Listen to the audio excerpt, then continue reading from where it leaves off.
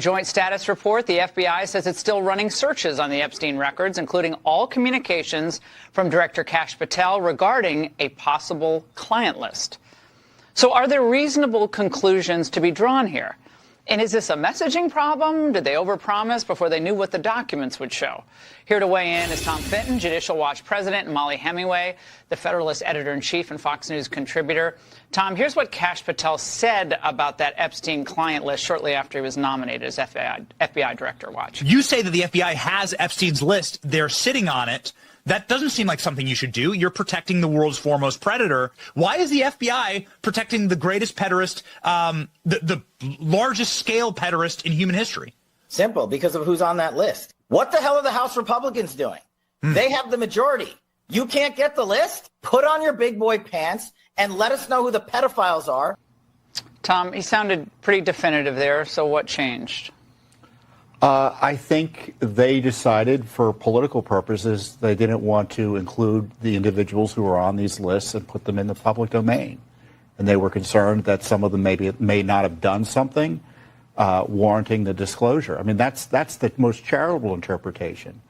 You know, but there is a list. There's no doubt. I mean, they talk about in the memo they wrote, well, there's no incriminating client list. Well, what does that mean? I want the non-incriminating client list. And, of course, a client list is a term of art, right? Where are his associates? Where is the list of contacts?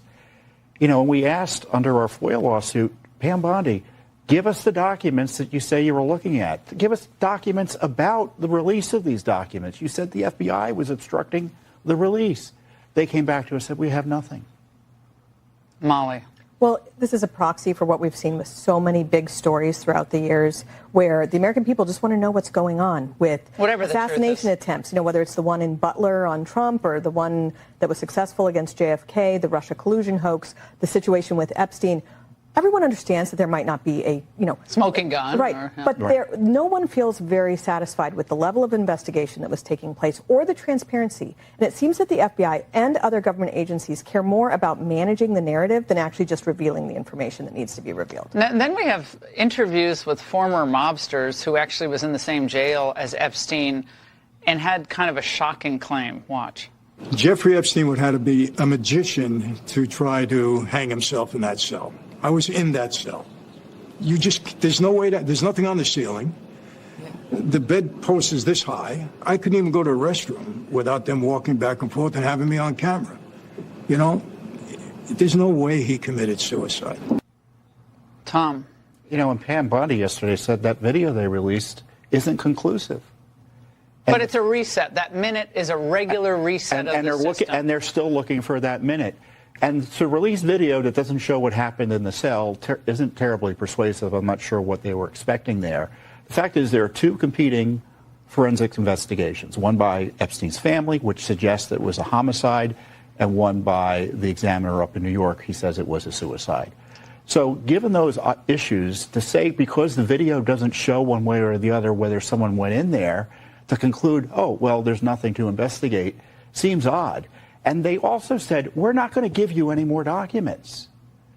And kind of with this, well, there are too many conspiracy theories out there. And I don't like to be dissed like that.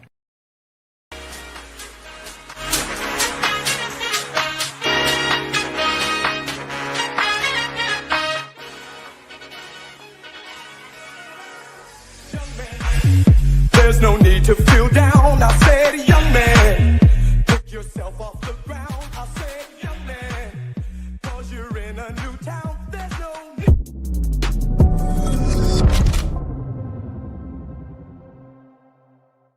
Never say never, ladies and gentlemen. It has been proven time and time again that the most powerful force in life is a motivated man that doesn't say or hear no and keeps driving towards truth and keeps fighting back. And, ladies and gentlemen, when you have that energy and when you have that force of nature and that dog in you, boy, you can accomplish some things. We're actually breaking through on this Epstein stuff. It's incredible. We're actually breaking through. I have had conversations over the last 24 hours with some very powerful people, and there's going to be some breaking news on this show. Get ready. There's going to be some breaking news on the show. This episode has lit a fire in the hearts of those who are in law enforcement to go with absolute, reckless abandon and force of will against predators. We're going to have breaking news on our show, ladies and gentlemen. It's going to be good. We are going to win. When you have these dark hours, that's when you need to fight the hardest. And it's a remarkable thing when you can manifest. And here's what we manifested over the last couple of days. As a nexus point on this program, this audience, us here, you, this chat, point the right way, this chat, what we have been able to manifest, you're going to love. Because suddenly we're winning on this issue. There are these moments in the battle where the tables turn. And we may well be at a point where we're going to get what we want here with Epstein. And let me explain very crystal clear what we want so that it rings like a bell. We want to know that we're not paying taxes to a predator cult network. The end. That's it. That's it. The era of trust us, bro. We looked into it. Move along. That's over. You literally blew its head off with JFK. That hasn't existed for a generation, but it definitely doesn't exist now. You and me watched the Department of Justice, same building, virtually the same people, lock up every grandmother who even looked at the United States Capitol on January 6, 2021. They hunted them like dogs, they found them, and they locked them up. Yet you asked them to put a couple billionaires or politicians in prison for pedophilia who are on tape, who are on camera, or on flight manifests for doing it, and they're like, we can't do it. Oh, we sorry. We sorry. We don't know. No, it's not going to fly. It's not going to fly. What's happened in this rollout has been an insult to the American people and an insult to the base. And the base has punched back. You may argue 5D chess. You may say this is what Trump wanted in the first place, because now we got all the Democrats. CNN straight up calling for the release of the Epstein files. You may say it's 5D chess. I don't know. I just can know that there are small victories. There are cracks now that are happening. A couple days ago, on Sunday night, we were told, you'll never see the Epstein list. Everyone's innocent. Ghislaine Maxwell's a political prisoner. She's sex trafficked to no one, okay? And now, wouldn't you know it, ladies and gentlemen, we have some big movements on who Jeffrey Epstein actually was, what he was doing, and it's all verified, and they're not going to be able to run away from it any longer. Ladies and gentlemen, we're going to cook today, Thursday, July 10th, 2025. We are victorious in fighting back against the deep state. This is the battle of our lifetimes. DOJ responds to Judicial Watch request for Epstein records. Turns out there is a mountain of evidence. They're hiding it. And we're going to get it because of you and me. Also, Epstein admits to being a CIA agent in print. Oh, yeah, baby. Now that people are looking, now that the full Streisand effect has materialized, what we're going to probably get is a special counsel. Streisand effect meaning Barbara Streisand sees a picture of her house on the internet, goes, don't look at it, I'll sue you if you look at it. The more you do that, the more people are going to want to look and say, wait a second, you're guilty of something. Something's not right here. And now we may well get a special counsel. That's what Steve Bannon is calling for. We're going to have Marjorie Taylor Greene on the program. We're going to have Anna Paulina Luna on the show. Viva Fry as well. We're going to lock in today. We may yet have some big announcements for other guests on the program. We'll wait and see. The battle is just beginning. It's your boy Benny. Let's freaking go. Okay. First and foremost, you may have noticed my blood pressure a little high over the last couple days. I want to make sure that I Keep that locked in. 120 Life is how I do that. 120 Life is a delicious drink made of 5 all-natural ingredients that are proven to lower your blood pressure. This is something that I do. I get up early in the morning. I get exercise. I get sunshine in my face and in my eyeballs. I make sure that I drink my 120 Life, hopefully before my kids wake up, because they steal it every time they see me drinking it, because it is delicious. Ladies and gentlemen, 1 in 2 American adults have high blood pressure. It's a big-time risk factor for mortality. Make sure you're managing it, not with a bunch of pills or a bunch of big pharma poison, toxins, but the all-natural way, all right, the way God intended it. This product's been endorsed by 750-plus different physicians. It's used by thousands of Americans to manage their high blood pressure naturally, and you can see measurable changes. You can track your progress. For a limited time, try 120 Life, save 20% off. Just use the code Benny at checkout, 120 Life. 120 Life offers a risk-free, full refund. If you don't see lower numbers in 2 weeks, go to 120life.com. Use the code Benny, save 20%. There's nothing to lose except for high blood pressure. Okay, ladies and gentlemen. I don't want to repeat myself, but I just want to set the table. There's a reason why old clips of our program continually go viral on the subject, and we are very proud of it. It's probably the proudest I've been of this program, because what we're doing is we're seeing God's plan taking effect. We've been asking this question back when we had 10. How many viewers we have, Alex? How many viewers would we have when we went live? 10? And most of those are probably my wife watching on like 10 different devices. God has a plan. It's humbling. Our clips have gone thermonuclear viral. There's a reason why we asked about this stuff from the get. You know, Pam Bondi's first interview was this program. Here you go. Here's a clip from it. Pam Bondi's first interview backstage at CPAC was this show. And we said, you know, in knowing that she had just been in office literally less than a week. So you can't fix everything in a week. Got it? You're trying to be nice here. So in the best possible way, in Kash Patel wasn't even confirmed. They were still doing the Kash Patel battle. There was a big question, will Kash get confirmed? So we put it to her this way, like, hey, you know, once Kash is locked in, you're going to release this Epstein list. We were the first show to ask, okay? This is something, dog with the bone, something that is near and dear to our hearts.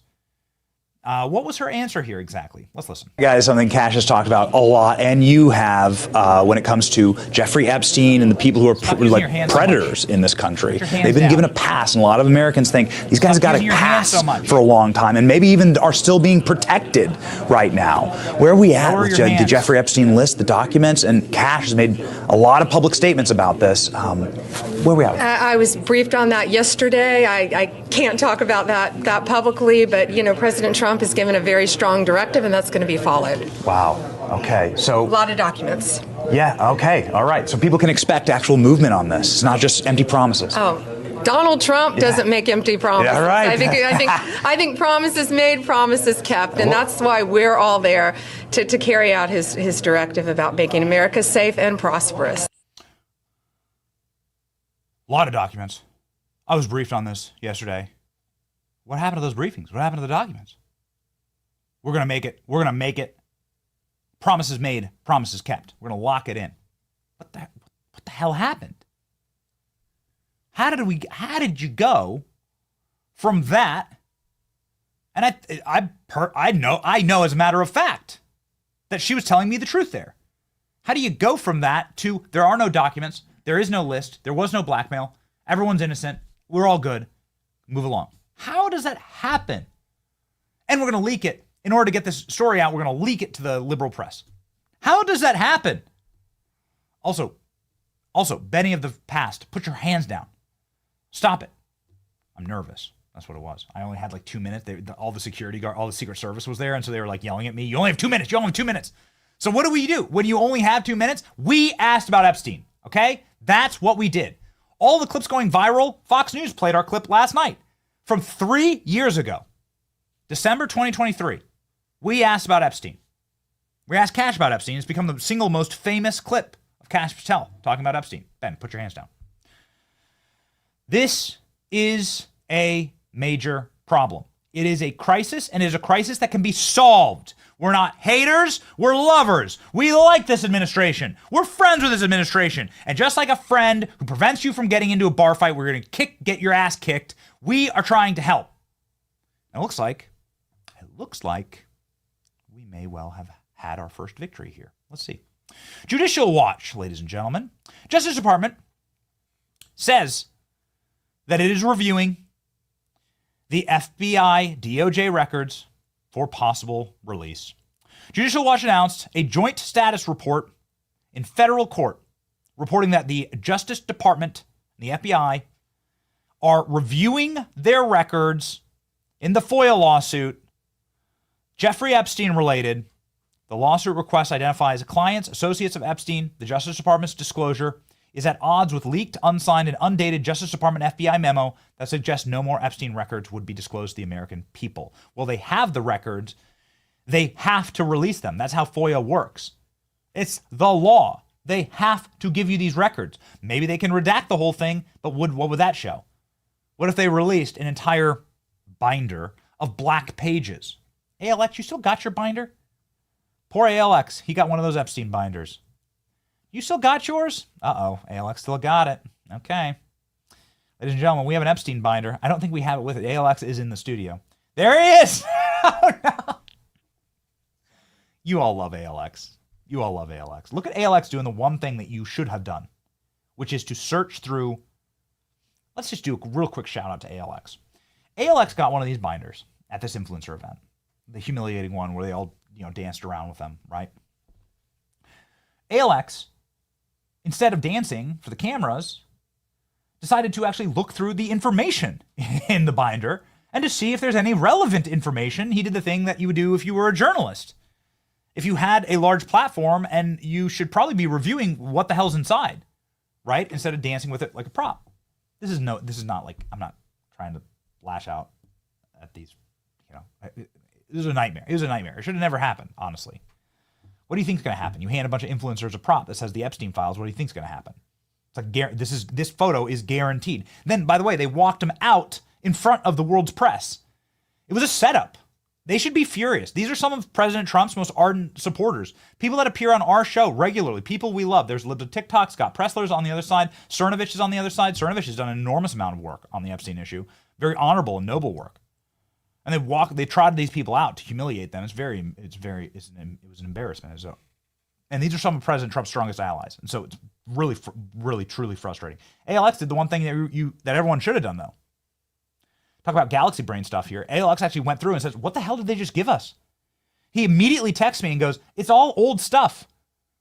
But worse yet, the stuff that's out is unredacted, and this stuff is redacted. So they're insulting us. It's all stuff that's publicly available. Flight logs that were released in 2006. 2016. They were released a decade ago. Old stuff. What Tom Fitton is suing over is the new stuff. So this is where the cookie crumbles. Judicial Watch sued the Justice Department and FBI in April after they failed to adequately respond to 3 separate FOIA requests, records filed in 2025 concerning Epstein, and including specific requests depicting the identities, clients, or associates of Epstein. Epstein document requests were sent to the Justice Department's Office for Information Policy Criminal Division review. Oh, so they do have the documents. Would you look at that? The joint statement of status report states, Plaintiff, Judicial Watch, Counsel, pursuant, anticipated number of documents, the FOIA requests, and dates. Federal Bureau of Investigation. Searches in process, and they are reviewing those results. Communication with Director Patel's Epstein client list, FBI search effort ongoing. FBI does not yet have anticipated number of documents. The U.S. Attorney's Office, initial search ongoing. U.S. Attorney's Office does not have initial number of documents. And it looks like the Office of Information Policy is also going to be releasing documents as well. Government has yet to turn over any documents, nor has it disclosed when any document might be released. Judicial Watch complaint references Fox News report, which states that President Trump returned to the Oval Office with the prospect of publicly finally being able to see Epstein's long-awaited black book, which we know is true because we have this article from Ghislaine Maxwell. You can either grab it or I know it was up We put it up earlier in the week. As part of Ghislaine Maxwell's trial agreement, they locked up her black book. It was actually stored away. Amazing. The black book does actually exist. The files actually do exist. The government has all of them, and we know exactly where they are. As we have covered, but as was confirmed in multiple phone calls I had yesterday with top DOJ and FBI officials, the vast majority, a mountain of physical and digital evidence exists inside of the Southern District of New York, the same district that defied Pam Bondi in giving the files in the first place. Allegedly, there was a dump truck that was delivered of Epstein documents, and it all disappeared. There it is. There's the article. Ghislaine Maxwell's little black book to remain secret in court deal. Odd that. So now, the feds are admitting that they have the evidence. Well, would you look at this, ladies and gentlemen? Daily Mail from yesterday talking about how much evidence they actually do have. This is wild. Give me that link, please. Gonna need that link, guys. Please up that in the producer chat. Gonna need that link. Thank you. Okay. Let's go through this, shall we? Just some of the damning evidence that blows a hole in the FBI's claim that Jeffrey Epstein didn't blackmail powerful friends. Ooh, boy. Look at these photos and videos. Well. Very interesting stuff here, ladies and gentlemen. Stuff that we've actually not seen before. All of the federal exhibits. Dozens of CDs, binders, mysteries, hard drives found at Jeffrey Epstein's New York mansion has cast doubt on the Trump administration's controversial claim that there's no evidence. Pedophile blackmailed anybody. Photos of the explosive evidence, unearthed by DailyMail.com, show a treasure trove of potential proof that he was hiding inside of the $51 million Manhattan townhouse in a raid of 2018. Let me just be very clear here about this Manhattan townhouse. He was leasing it from the State Department. What? Yes, he was leasing it from the State Department. State Department seized this townhouse from the Iranian government. How the hell do you get a seized townhouse from Iran leased from the State Department? How do you do that? Before I keep reading, other big information from this morning. Oh yeah, confirmed Jeffrey Epstein was a CIA agent. Here we go, ladies and gentlemen, from the great Data Republican. Data Republican saying that they went through let's see, this is from 2021. Jeffrey Epstein admitting to being a CIA agent. An Evening Standard profile of Jeffrey Epstein from 2021. He claimed regularly that he worked for the CIA. Then when it became inconvenient, just like a classic CIA move, he decided to cover that up. But there it is in black and white from the Evening Standard from 24 years ago, ladies and gentlemen. This article is incredible. You should read the whole thing. But it talks about how he's able to carry a gun through Manhattan. He has this lavish life. He's connected to all these billionaires. Nobody knows where the hell his money comes from. Nobody knows what he's doing. He must be involved in some type of gun running. The next graph here, the next paragraph here, after he talks about how he's bragging about being a CIA agent, talks about how he smuggles guns into the UK for fun. Well, how the hell do you do that if you're not intel? Somebody explain that to me. He issued a pump-action riot gun he brought into the UK. Now, you are not allowed to bring a New York police-issued pump-action riot gun into the UK. God knows how he got it into our country, a friend said. What? So he's literally smuggling weapons into our allies' nations against their laws? What kind of a relationship with the government must you have in order to do that? It's all coming together. And the more they try and hide it, the more it's going to explode. The grenade pin has been pulled. Let's go back here and read some more of this evidence. Epstein's victims, and even some of his former associates, have claimed in interviews and depositions over the years that disgraced financier has secretly kept incriminating evidence of high-profile friends. We know this to be true because we have eyeballs and a functional brainstem, and we were able to read articles from the Wall Street Journal and New York Times about how he blackmailed Bill Gates. Yet, in a bombshell 2-page memo released on Sunday to liberal media and a hacked reporter who hates Trump for some unspeakable reason, after a series of historic Trump victories on 4th of July weekend, almost as like a spitting in your face insult to all of us, the Justice Department decided to crack this thing open and piss off the entire world. concluded no further disclosure of material would be appropriate or warranted. Really? Well, Pam Bondi, everybody in the federal government right now, let me explain how this works. We, the American people, decide what's warranted. We decide what we want. This is a country for us, by us. And if you've forgotten, that privilege of what is released and what is not lies with the American people. We have a voice. And throughout all history, when you fight that fight, it is a losing battle. Eventually, with enough people calling loud enough, we're going to get what we want. Which is what we want is here, detailed in the rest of the article. And this is why I'm trying to be friendly and give good advice to my friends, okay? That's what I'm doing here. I'm trying to help, right? Nobody stop insulting us and saying that we want CP released on the internet. Stop insulting us saying that we're some type of mongoloid troglodytes that want predator material on the internet. No, we don't. You can keep it. Shove it where the sun don't shine. I don't want it. You don't want it. What I want is a more full constellation of what the Jeffrey Epstein op was, why high-profile officials like Alex Acosta said he belongs to Intel, so let's give him a pass on sex trafficking with children, which is what they did. They gave him a pass to sex traffic with children. So who's they exactly? Why was this happening? Somebody explain that to me? That's what we want to find out. Are we paying taxes to a globalist predator cult? It's not that hard. It should be like the lowest possible threshold for you as a government to confirm with the American people that we're not doing that. It's pretty basic. We're not perverts. They're the perverts. We're not goblins that want predator material. They're the people who did that. Stop covering up for them. Stop insulting us like we're the bad guys. We're not. In fact, the exposure of these people and the punishment of them is what a just society would do. The just society says we don't want to be part of a predator cult and protecting them.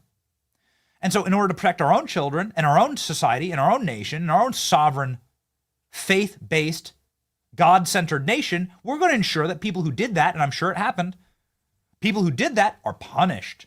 And probably the biggest punishment would be having their names out there, having their careers and lives destroyed. And it knows no party, right? This isn't a left or right thing. It's a human dignity thing.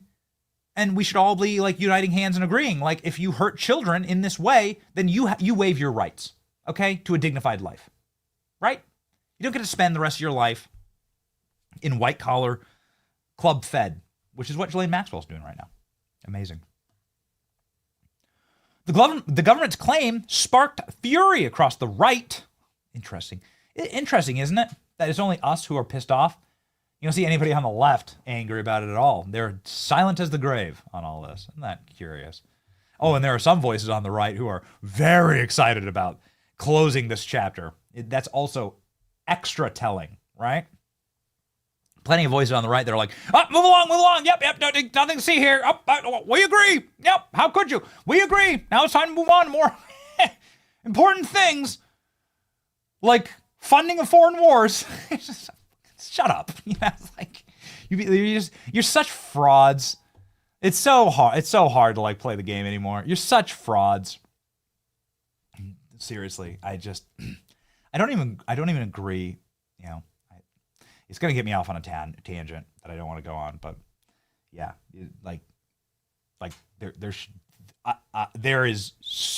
there are a couple of voices that are too excited to close the chapter on Epstein. It's very curious. The government's claims sparked fury across the right, got it, including some of Trump's own supporters who would count on the president having full transparency. Why did we count on that? Because that's what we were told. All right.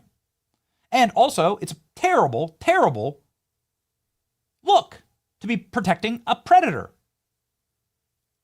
It's an awful look. And we're going to tell you, on this program, there's going to be breaking news. Predators will not be protected. Predators will not be protected in our movement. That's going to be part of the movement, the core of the movement.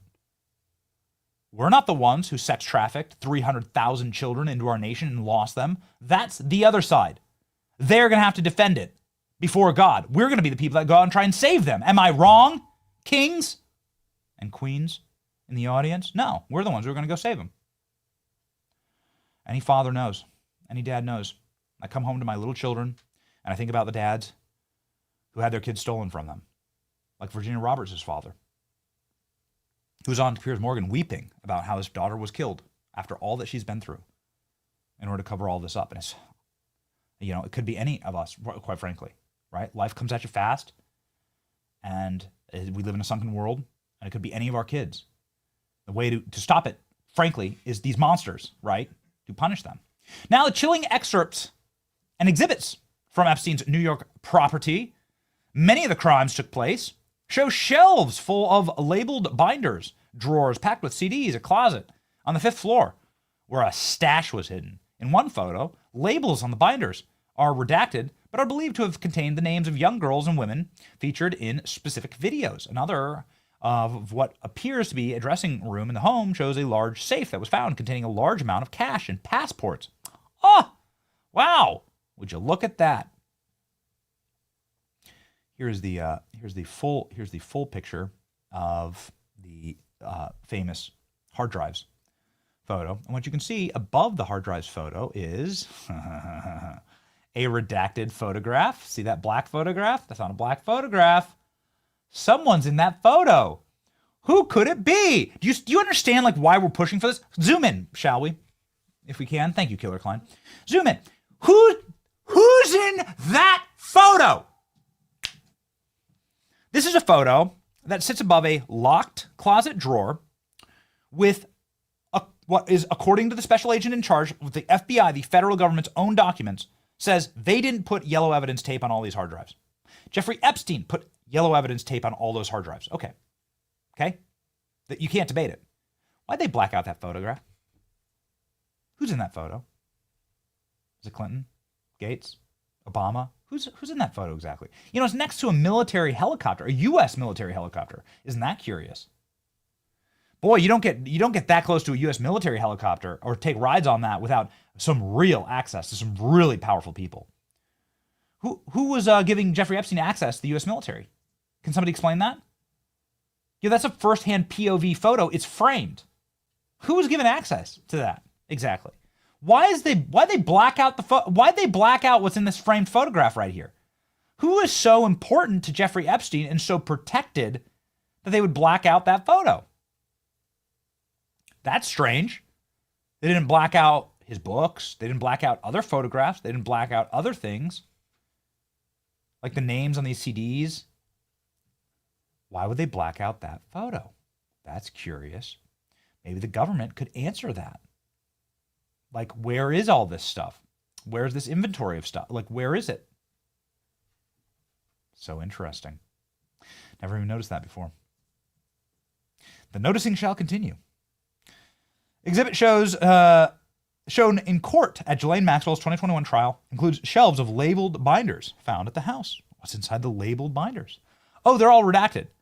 Don't worry, it's all CP. No, it's not. Stop insulting us. It's not. Makes me so angry that they're trying to do the full, you're the problem thing. They're trying to be oh, you're all just perverts that you want this stuff. No, it's not. Here's a great one. Look at all these binders. So all these binders. What are they? You know what those are. You know what those are. You know. You know what's in there. I know you know. Shout it out in the chat. Scroll down one more. Down to this big gilded entryway of this mansion. You'll see here that they've blacked out once again more framed photos. You can see the creepy little crying babies under that. Look at that. So you have a framed photo of a bunch of creepy crying babies. Little cherubs that are crying. Isn't that horrifying? Yeah, well, yeah. What is that? Strange art. You can always tell the people by their art. You can always understand what's going on with the art. Isn't that amazing? Would you look at that? But then the most important right here, another image, shows his dressing room. A large safe was found containing a large amount of cash, diamonds, and passports. Where are the diamonds? Where are the passports? Passports to where? According to the federal documents, the passports had pseudonyms on them. How powerful do you have to be? Exactly what do you have to do for a career and a profession in order to get a nation, a foreign nation, a sovereign nation, to give you a fake name and a fake passport? How does that work exactly? Oh, did we note on the show, did we tell y'all that Jeffrey Epstein bragged about being a CIA agent about 25 years ago? One of the safes, on top of one of the safe, was 2 binders full of CDs, along with other items. One particularly damning box of hard drives was found sealed with evidence tape, but the FBI agent in charge admitted on the stand that it wasn't their tape, suggesting that the date could go back to the first raid at his Palm Beach mansion during 2016 investigation, which resulted in Epstein getting a sweetheart deal. The resurfaced images were revealed in court during the trial of Epstein's Madame, Ghislaine Maxwell, convicted in 2021 of procuring young girls for him to abuse, now serving a 20-year sentence. Epstein is awaiting trial on sex trafficking charges when he died by suicide in jail. Debatable, obviously. Trump supporters and other skeptics have speculated for years that the convicted sex offender did not kill himself in prison, was murdered, so that he would be able to implicate high-profile people in his crime. The fiasco over the Epstein evidence has put Attorney General Pam Bondi under intense mounting pressure. All 3 had previously pushed conspiracy theories about Epstein's death. Facing back to questions of stonewalling, the controversy has led to former Trump advisor and ally Elon Musk to form his own political party and then to claim that other people were implicated in this. One of the people that he claimed was implicated in it is Steve Bannon, who actually, Steve Bannon has a pretty interesting documentary that he's working on with Jeffrey Epstein. I confirmed this with Steve actually yesterday. I said, is this real? There's like a documentary. Steve Bannon sat with Jeffrey Epstein and filmed like hours of interview questions with him. I didn't get the full piece, but I'll tell you what Steve told me. He said they're working on a multi-part series documentary with Epstein. Epstein doesn't have a lot of interviews. Bannon sat down with him. Now Bannon's calling for a special counsel, which is a great, great move. Ladies and gentlemen, here we go. Steve Bannon. Trump must appoint special prosecutor to investigate the Epstein files. Guys, can you re-up this article so we can read it through? Yeah, thank you. Hey, Alex, please make sure that these are, if I'm missing here. Yeah, thanks. Okay, great. Thanks, guys. Putting the show together live because there's just so much breaking news that's happening right now. Steve Bannon demands a special prosecutor to investigate the Epstein files. Great idea. MAGA firebrand Steve Bannon has called for a special prosecutor to investigate Epstein's files after President Trump's attorney general denied the late pedophile had a list of high-profile clients. Bannon's Trump former chief strategist said it would be easy to release court documents in the case and that the special prosecutor could uncover who else was involved in Epstein's disgusting crimes. The attorney general, I believe, needs to go to the court and ask for a complete unsealing of the files and answer Tom Fitton's Judicial Watch emails, Bannon told the Telegraph. Now, this is what's been told to us from very high levels at the DOJ and the FBI. We broke this on the show, but we'll explain very quickly here what's happening. All of this evidence that we showed you in the previous article, all of that evidence, it wasn't sold at market. The government does have it. It wasn't destroyed. It's been used in trials before. You can't go use all this stuff in a trial to put away Ghislaine Maxwell, which they did. This is why we have these photos. You can't go use all this stuff in a trial and then act like it never appeared. We have the photographs of it. It's been shown to courts and juries and judges, right? And Ghislaine Maxwell, who's appealing her case, has a right to it, right? So the court fully understands all of the evidence. And they have a right to that evidence. And they have a right to see it and use it in their own favor.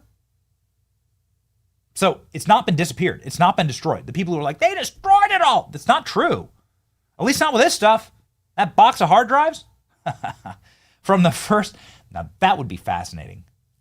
The insinuation is that that's from the sweetheart deal.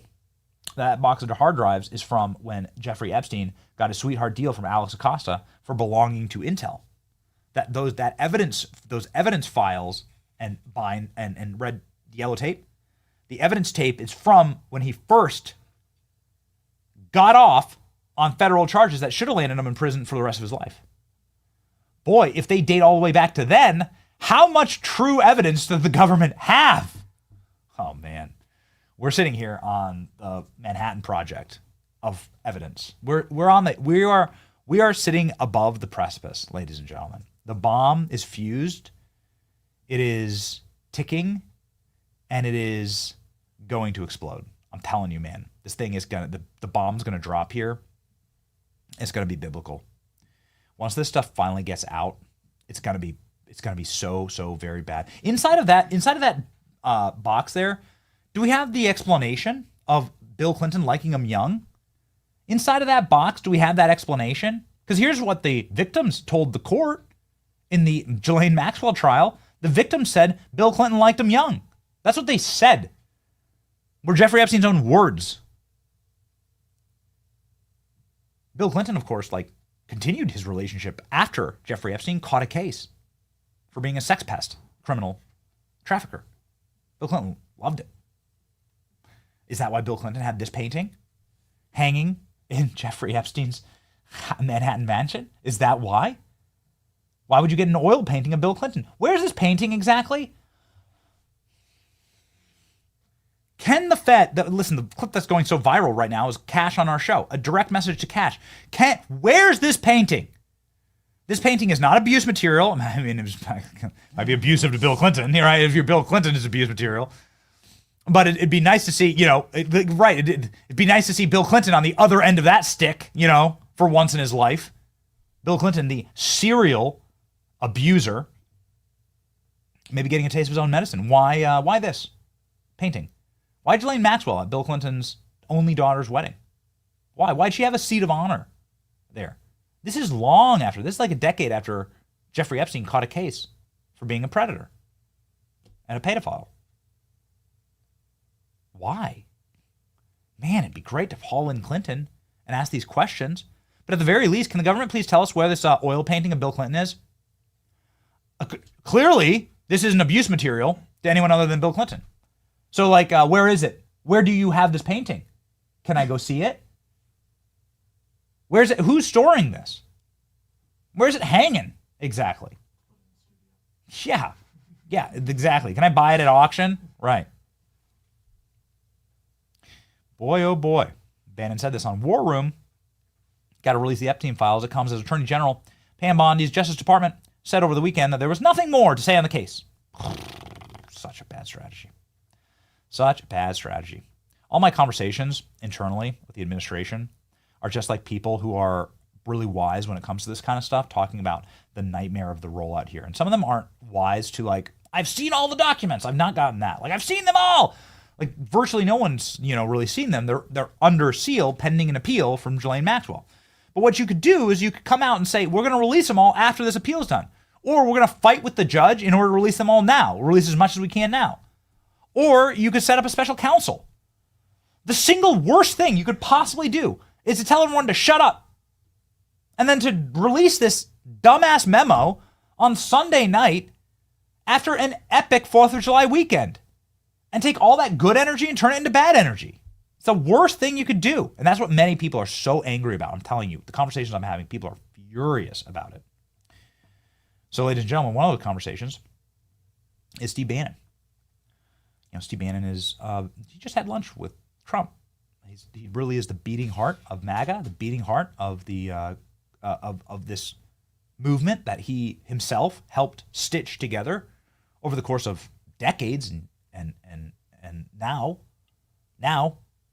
Steve Bannon is making a defense for all of us and saying, you need a special counsel, and you need one now. Here we go.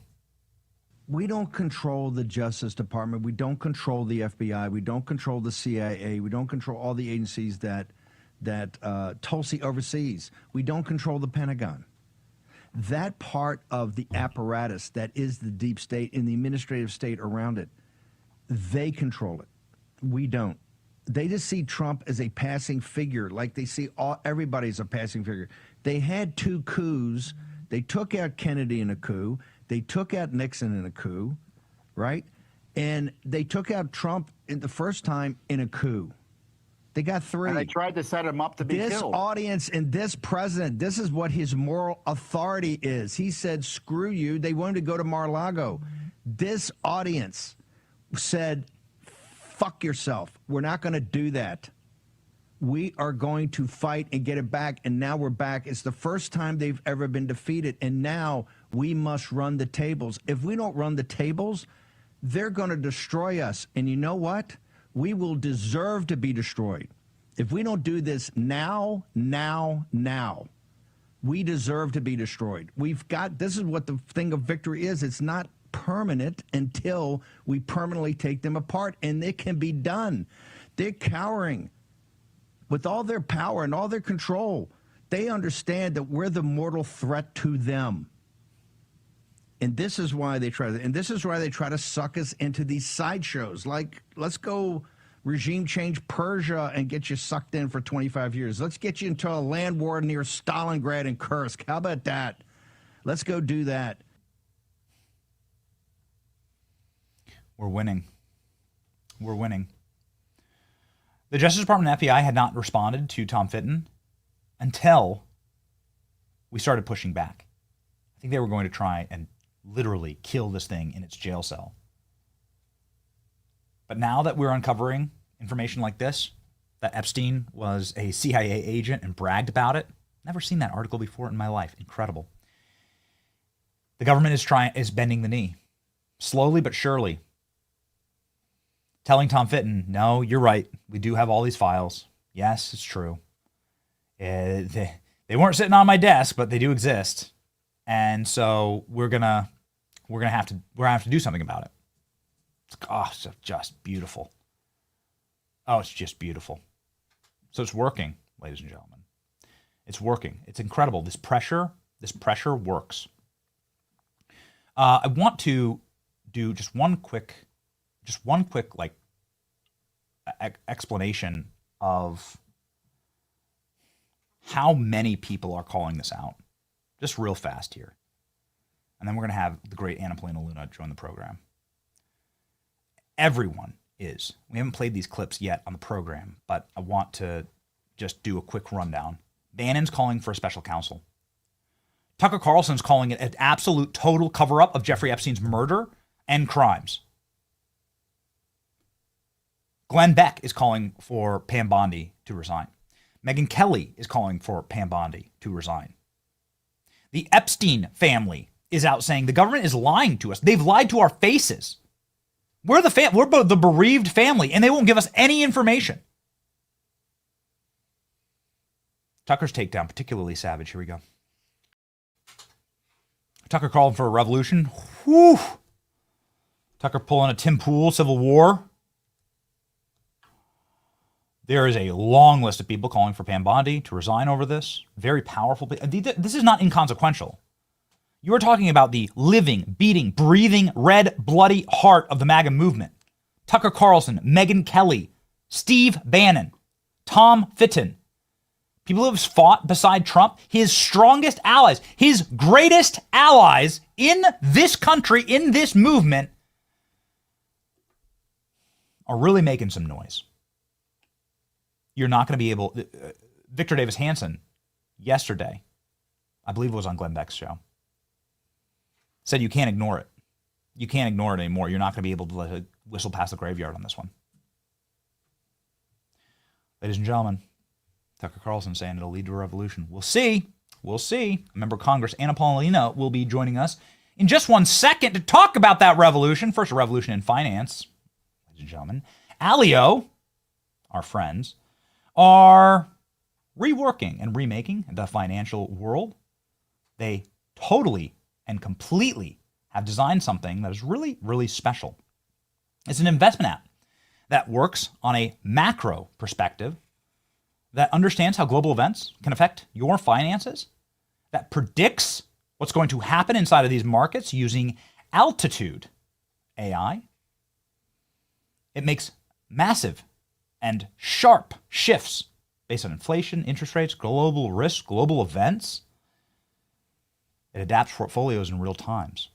Allio is designed for hands-on or handed-off investors, macro investing for people who want to help understand the big picture. You should download their app today. And let me tell you something.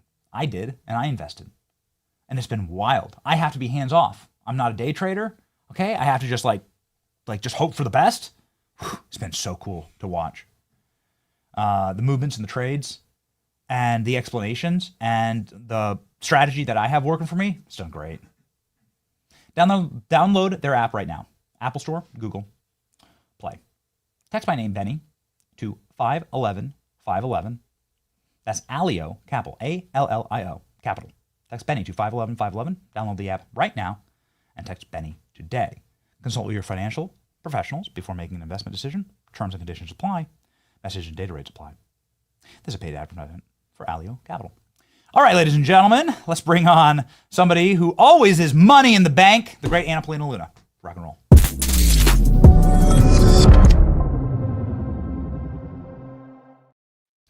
Oh, APL. I don't even know where to begin. How pleased are you with how the Department of Justice is handling this Epstein case? Look, Benny, you know that I've been the chairwoman of the task force on declassification of federal secrets, and I did everything that I could do in my legislative ability and capacity to try to obtain any information. And as you know, we are basically ignored by the DOJ, but this kind of signifies a bigger problem here in that if there's not anything that comes out, and there's plenty of things that the DOJ and the Attorney General can authorize Kash Patel and Dan Bongino to release that doesn't implicate victims, that doesn't have CSAM on it, I would say that they need to release some information, because at the end of the day, what this is going to do is once it fractures the trust, it can really fracture the base. And what I'm finding is that, you know, if you look back historically on times that the American people did not trust their government, it really goes back to Kennedy, right? And you know that we just had a groundbreaking discovery on Friday. We had the CIA divulge some incredible things called the Joe and Edie's files that ultimately answered many questions, really confirmed a lot of suspicions that the American people had for decades. But now we have proof that Oswald was not a lone gunman. The CIA observed them the whole time. They lied to Congress. I mean, you name it, we got it in this file dump. And so kudos to Director Radcliffe. But what happened, and you saw my public statement that's been out there, is that, you know, we're going to ask the DOJ, we're going to ask for the FBI to be able to release that information to the American people. We want to see it. We haven't been able to see anything else other than what's publicly out there already. But it needs to be resolved. And I will just say that the American people want truth and transparency, no matter who it implicates. And I think that they deserve that. So we bring this up. It's easy. You know, the pen is mightier than the sword, and a picture is worth 1,000 words. So let's just look at just a few pictures here. This is an article that was just published in the Daily Mail. These are the federal government's own photographs. And this is the descriptions by their own special agent in charge for the FBI. And you have boxes, mountains, in fact, of evidence. That is everything from cookbooks to photographs. There's a photograph there that's blacked out, APL. I wonder what that is. Nobody knows where the Bill Clinton oil painting is. Like, you could just tell us these things. Here is a safe. In this safe, according to the FBI, there is a manila envelope, you can see it right there, that's filled with passports from different countries where Jeffrey Epstein uses pseudonyms. How the hell do you get a pseudonym on a foreign nation's passport? I don't know. It'd be nice to see that. A bag of diamonds, that's what's in that little box right there. None of this stuff is CSAM. None of this stuff is predator material. Stop acting. What makes me so angry, Congresswoman, is that they're acting like we're perverts for wanting to see this stuff, or that like we want to see abuse material. We don't. We want to see all of the mountain of evidence that you're hoarding that would put together a more full picture of what the hell this guy was doing, so that we can confirm that we're not paying taxes to a predator cult. That's all. Yeah, I mean, I think that those are all valid concerns. I have the same concerns. You know, to go a step further, though, there has to be something that comes out, because there's so much conflicting information spanning over the last, decade, since this really happened in Florida back when it did. There's so much information that different administrations, different law enforcement, different officials have put out. And so there really has to be some credibility to this. This cannot just blow past. There needs to be an official, I would say a legitimate investigation. I think a special counsel would be good to look into this, but either which way, it doesn't make my job any easier. We've been pushing for this for a long time, and it's really disappointing. So would you be in favor of a special counsel to be set up that perhaps could look at the internal corruption at the DOJ and the FBI that we know to be endemic, and perhaps that's what you need, right? Well, I would say special counsel is what seems to be what the American people are calling for. What I will also tell you, though, Benny, is that, we haven't seen any of this information.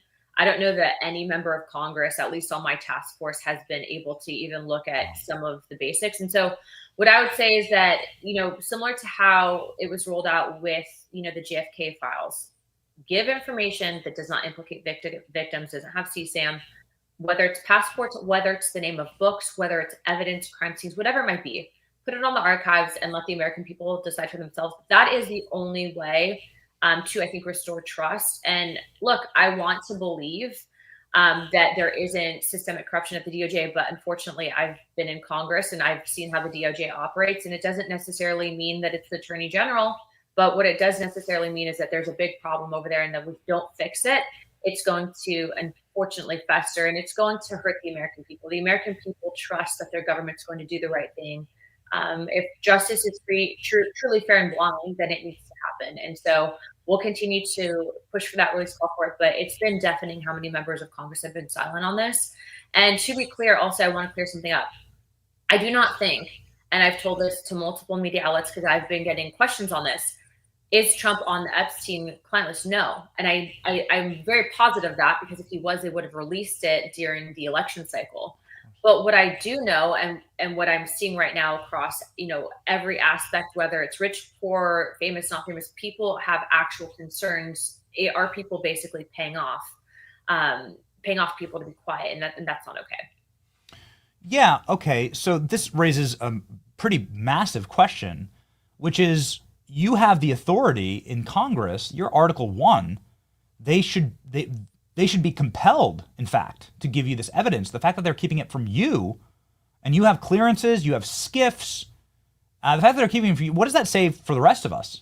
Well, it's very frustrating for us, obviously, but the one thing that I don't have on the task force is subpoena power and authority. And I think when I actually stood up the task force, you kind of saw it. So many people were like, oh, you're never going to release the files. You're going to gatekeep it. You're going to stonewall. It's like, guys, I don't actually control the declassification authority here. It's actually at the Department of Justice, and you're actually seeing that now. And I also need to clear up, because I know Dan and Cash, and I do think that there's information that they can release, but they cannot release any information if they don't receive permission from the DOJ. So there's some information that can be released from what we're hearing. They need to release that. I think to not is detrimental and only making this worse.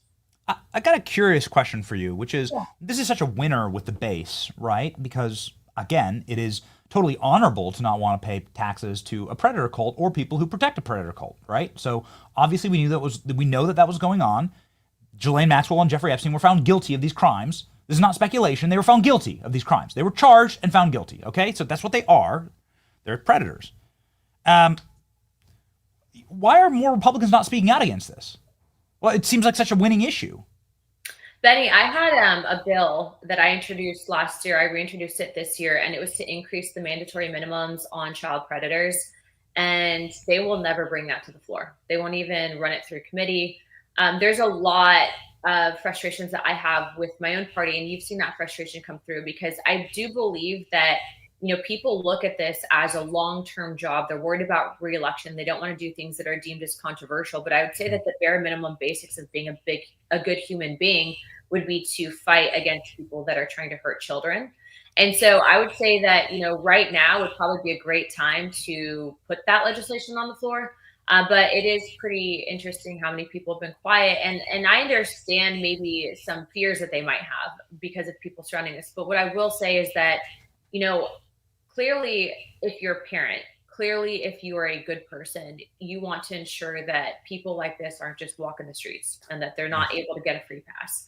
And so what I would say is that, I'm not at the DOJ, unfortunately, and I'm not at the FBI, unfortunately. But what I would say and what I would encourage them to do is do the right thing and release some of the information that doesn't, show children or CSAM to the American people. Let them decide. The American people are not stupid. Mm-hmm. Final question for you, Congresswoman, because you were critical in getting all these JFK documents out there, and we use that as the gold standard for declass. Yeah. And it was a pressure release. People don't understand. It's a pressure release valve for the American people to just say, we trust you. Here's everything. And those documents, by the way, like some people are like, there was nothing in them. They're stupid. You're dumb. You're stupid if you think that. Yeah, Like, if I could actually, Benny, let me just go through this real quick. Please. So we obtained a document actually a couple weeks ago, and we were waiting for the CIA to get it uploaded online so that we could announce it to the American people. So kudos to Director Radcliffe, because there are many documents that previous directors had kept classified, even though there was an order to declassify everything. And because Director Radcliffe has actually assigned a team to us to actually help go through and actually unclassify things that should not have been classified pertaining to the JFK assassination, we've actually been able to obtain these files. So we actually obtained something called the Joe Neady's file. What this proves is, I think I stated this earlier, but that Lee Harvey Oswald was not a lone gunman. In fact, the CIA did have knowledge and was observing him the entire time. Joe Neady's was a covert operator from the CIA who actually used a pseudonym and actually was involved with many anti-Castro movements. He was also in the midst of recruiting people to assassinate Castro. Remember, this is all the CIA operating outside of the purview of JFK at the time.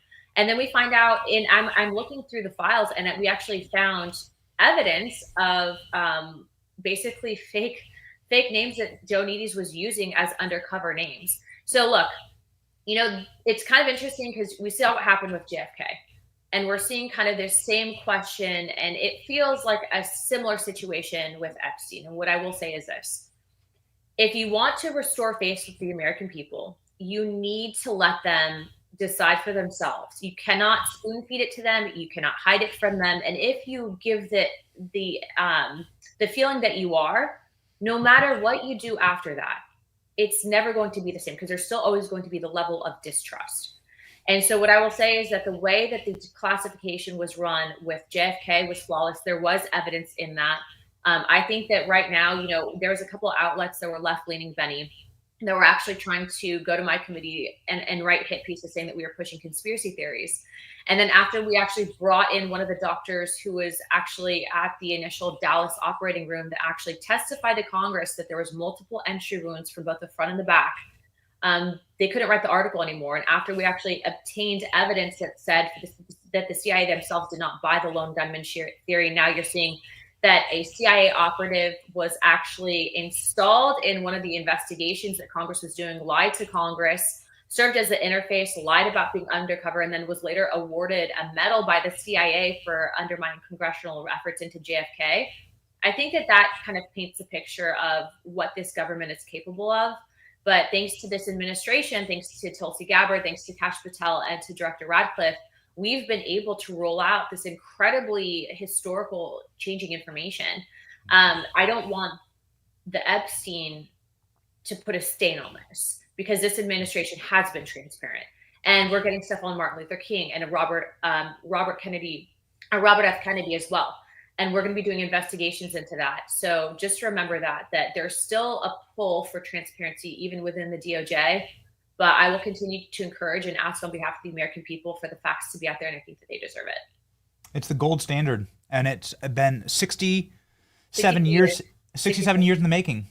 Yeah. And no other government has released this. It is a massive goal. It is a massive credit and W for your committee, and also for the Trump administration. Yeah, it's had President Trump not gotten elected.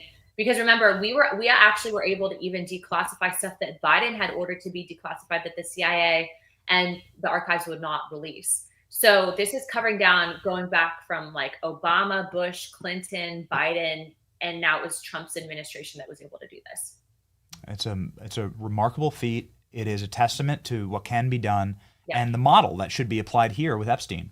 Yeah. Again, I don't know how what happens when you do something like this is you're seen as I think wrongly, right? You and I both know many of these people inside the administration, but you are going to be smeared as protecting the predator. And there's he's a dead pedophile. He should have no rights. Should. Am I wrong? That needs to be a slogan: dead pedophiles, no rights. I mean, I will get behind that slogan. Okay, that's not right. What are we protecting here exactly? Right? Out with it. Okay. Well, Anna Paulina Luna, obviously, you most likely already follow her, but if you're not, you should.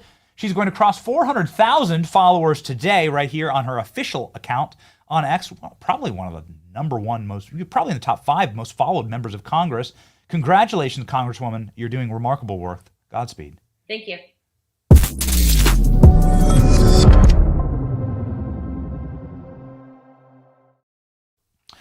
Ladies and gentlemen, as we await MTG, we're very excited about having Marjorie Taylor Greene as well on the program to talk about this. She's been a leading force in all of this. I got to tell you, if this topic makes you slightly uncomfortable, well, then maybe you should consider using Cozy Earth. Cozy Earth is what I use to stay comfy throughout the day. They're an incredible brand that keeps me comfy around the home. Also, when I'm at the office, pants and shirts and bed linens. Very important these days, as it is thundering and raining every single day in Tampa, and it gets humid as hell here, and I cannot sleep hot. Ladies and gentlemen, Cozy Earth is what wraps our bed in our home. Their sheets are exceptional. They are silky. They are spectacular, and they keep you cool on those hot summer nights. Cozy Earth also has a spectacular line of clothing. Also, they are a spectacular company that loves this country, and that also has a 100-night sleep trial. You can try them during the hottest days of the year. If you're not in love, return them hassle-free. Trust me, you won't. A 10-year warranty on all bedding products. A decade of cool and quality sleep. So, get ready for the cozy days. Don't miss your chance to score Cozy Earth's biggest discount of the year from July 11th through the 13th. That's starting tomorrow. Head to CozyEarth.com and use code Benny to get 45% off best-selling temperature-regulating sheets and apparel and more. Don't forget this deal ends on the 13th of July for better sleep and a cooler summer. What's stopping you? July 13th, the one-year anniversary of President Trump surviving an assassin's bullet. Ladies and gentlemen, a moment. Good? Okay. A moment where, I mean, as far as I'm concerned, the single most, you're going to have to present me with evidence to the contrary. It is the most viewed miracle in human history. President Trump surviving that bullet. And God put him here for a reason. And that's what this entire battle is right now, is accountability and holding those accountable. And this is our chance, right? This is our chance to decipher the Rosetta Stone of the deep state. I think that's what Glenn Beck called it. I thought it was genius. That's what the Epstein file is. And they're holding on to it so tightly, their fingers are bleeding. And that shows you that we're over the target. Why was all the JFK stuff released? APL was just doing a massive victory lap. Well-deserved over that. JFK stuff's released because they're all dead, right? Everybody who's a part of that op, they're dead. Their kids are grandparents at this point, right? Statute of limitations been run on that. All those operations are done and dusty. Okay. It was a little embarrassing, but no one's going to go to jail. People will go to jail for the Epstein stuff. At least that's my suspicion. I'm sure it's yours as well. I think it probably is a suspicion of the great congresswoman from Georgia. Her name is Marjorie Taylor Greene. You might have heard of her. Ladies and gentlemen, she joins the show live. Can't wait to hear her take on this. Let's go.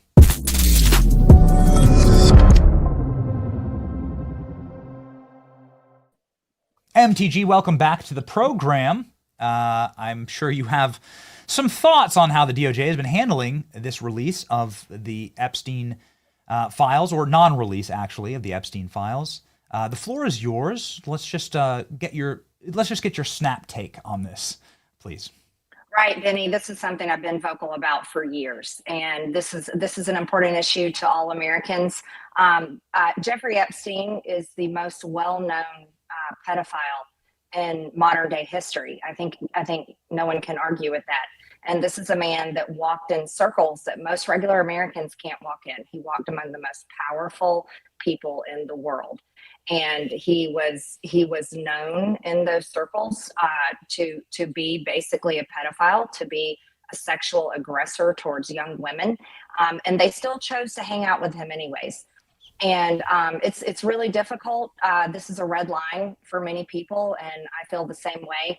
It can't just be dismissed, especially with the evidence that stands that any American can read, especially when Jeffrey Epstein was convicted in 2009. And the prosecutors and attorneys on that case were told that Jeffrey Epstein was involved in the intellectual in the intelligence community. And so this is something that has been well known and talked about. And one of his most famous madams is serving 20 years in prison, Ghislaine Maxwell, to this day. And her little black book was sealed in the court hearings with over 2,000 names that had foreign leaders, some of the richest people in the world, American politicians. And her little black book with all those names was sealed in her court hearing. There's been so many victims of Jeffrey Epstein and Ghislaine Maxwell, and then other women as well that procured these young women and minors for Jeffrey Epstein. And so, I'm a big fan and personal friends with Kash Patel, Dan Bongino, and Pam Bondi as well. But this one's hard to swallow, and I think Americans and everyone deserves more answers. Benny, I'll finish with this. When George Santos is going to prison to serve 7 years in prison, and not a single person that hung out with Jeffrey Epstein while he committed horrific crimes against minors is not going to prison, we're asking what's wrong with our justice system in America. And currently right now, just to add on to that, there's a doctor that is being prosecuted right now. He's a hero in my book, and he's being prosecuted. His trial is going on right now. And all he did was destroy Big Pharma's COVID vaccines and issue fake vaccine cards for people that didn't want to take these vaccines under mandate. And when our Department of Justice is prosecuting a heroic doctor like that, but is dismissing the most well-known pedophile in our time, it just doesn't pass the smell test, and it doesn't sit well with people, and it shouldn't sit well with people. And it's right to speak out about it. And I'll be very honest with you. As a member of Congress, I can tell you right now, any investigation that's done on congressional committees won't satisfy the American people, because I think the American people know that when you see these committees and hearings and investigation, it doesn't really follow through with what you're expecting.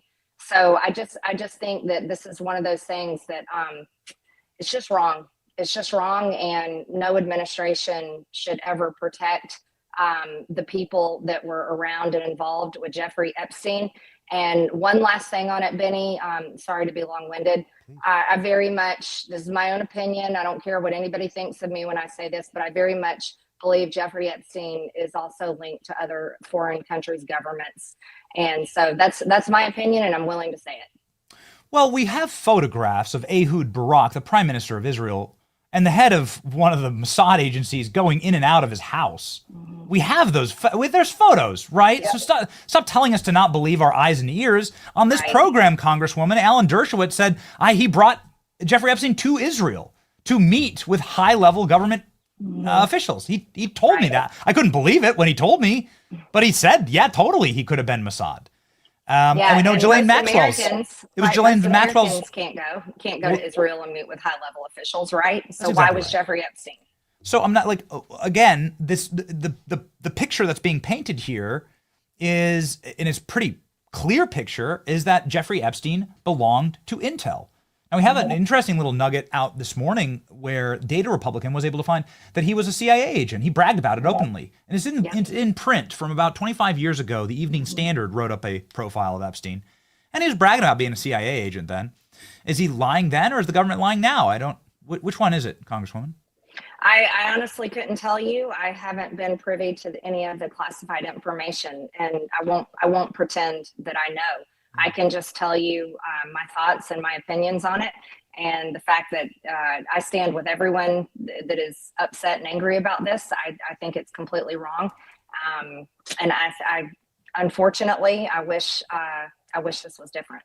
Yeah, I just want to put up the evidence here, just so that everybody who's going to clip the show, how dare you? How dare you? Here it is. The Times of Israel. Ehud Barak met with Jeffrey Epstein dozens of times, flew in his private jet, was friends with them. Photos of him going. He was there. Look, this is a good one, including 2014 private flight in Florida after he had been charged and convicted and found guilty and done prison time for child sexual abuse. Mm-hmm. Okay. Yeah. Well, this is a clear. There's a clear line right there. And read it and weep. Yeah.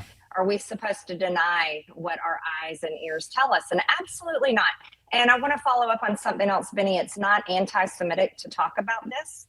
And it's not anti-Semitic to question any foreign country's government, secular government, including Israel. And I think that's the right thing for people to do, is to always question any foreign government's motives, especially when they come to our country constantly demanding money and demanding help and support. Unfortunately, I don't see enough of the American people in the halls of Congress demanding help and demanding support and demanding funding. But I do happen to see a lot of foreign countries' leaders and diplomats coming to Washington on too frequent of a basis. Yeah, we fund a lot of other countries' borders better than we fund our own. Is that correct? Yes, yes, that's correct. Yes. I have an amendment, actually. I have several amendments going for our NDAA that is being worked on right now. This is our Department of Defense funding, and it's over $800 trillion, actually close to $900 trillion is the total bill. But unfortunately, there's money in there for foreign aid, and I'm introducing amendments to take it out. I'm introducing an amendment to take out the $500 million for Israel. They already receive $3.4 billion annually every single year through the State Department. I've got those same amendments on Taiwan for $500 million and for Jordan for $500 million as well. Those are countries that also receive significant amounts of American taxpayer dollars every single year. And here's a ridiculous one, Benny. There's 15 million in there for AIDS prevention education activities. And I don't know why Americans are having to pay for that in Africa.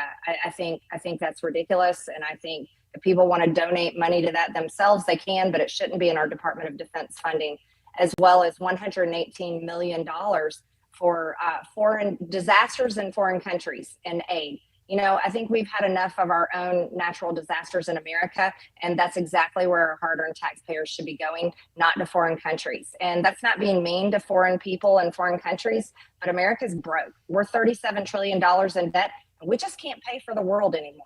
And that's not being an isolationist. That's actually being smart and serving the people that pay for all of this stuff and have been chained into $37 trillion in debt. Yeah, it's entirely correct, and it leads to some of the peculiarities about this whole Epstein case is the entanglements inside of the foreign intel agencies and with foreign nations. That seems to be part of the pressure point here. I'm wondering, do you believe, because this problem isn't going away, do you believe that there should be perhaps a special counsel that is established to just simply look into this, given that perhaps the endemic corruption is within the Department of Justice and the FBI itself from decades and decades and decades of abuse and grotesque misleadings of the American people? I think that's a great question, but I'll be very direct and honest with you and to your listeners as well, because I think your listeners are really smart. It sounds good to demand a special counsel, and while I think a special counsel should reveal all the information that people want to see, I honestly don't think that it'll go anywhere. And I don't want to lie to anyone and make any promises that sound good or would be a great hot take on social media. But I really, truly, if we aren't seeing the information coming out right now with this administration, I think the very sad and wrongful truth is that I don't think we're ever going to see the information, especially revealing what all of us pretty much know to be true with 99% confidence, is that Jeffrey Epstein was an asset of the intelligence community and very likely linked to foreign countries' governments. Yeah, it's a wild article here from this morning. So this article from I can't get it over it. It brags about this is the one about Ehud Barak, but the one from the Evening Standard, it brags about how he was able to gun smuggle into the UK. Yeah, who's able to gun smuggle into the UK? How he was bringing a bunch of presents of like pump action police riot rifles. Right. That's how they start the article. That he's just gun smuggling for fun into the United Kingdom. Who's allowed to do that? MTG? Nobody. As a matter of fact, remember when Madison Cawthorn was a member of Congress, he got busted for having a gun. I think he had it in his wheelchair going through the security at DCA. Can you imagine anybody trying to smuggle guns into a country and getting busted? No, this guy was clearly protected, and he's dead now, and he's still clearly being protected. Yes. And so are the powerful people that they have information on. this is what I can't figure out. Perhaps you could square this hole for me. Why protect a dead pedophile? What's the deal here? He has no rights. He's a dead pedophile. So why burn credibility on this one, MTG? The only reason to do that is because you're protecting the powerful people that are still alive. It's not about the dead pedophile. It's about the powerful people and governments that are still alive. And again, I don't agree with it. You know, I love President Trump and I absolutely love his administration, but I'm also my own person and I can disagree with things. Yeah. What would be your advice if you were to try and rectify this? Victor Davis Hanson, who we broadly admire, said this just isn't going away. And in fact, it just makes it worse when you tell people, especially in the year 2025. We looked into it, move along. That doesn't fly anymore, right? So what would be your advice to the Trump administration to fix this? My advice is burn the bridges. The people voted for transparency and truth and America first. And that they really meant it in this election. And I say burn the bridges, expose everyone. The truth should come out and do the right thing, regardless of which foreign country's government is involved and regardless of all the powerful people that may be linked. I think that's the right thing to do. And I know, I mean, my goodness, Dan Bongino and Kash Patel are actually locking up criminals and pursuing them and tracking them down every day. These guys are doing an incredible job. And I know, I just, in my gut, I feel like they would like to do the same thing. Mm-hmm. Yeah, it does color all the incredible work that they've done.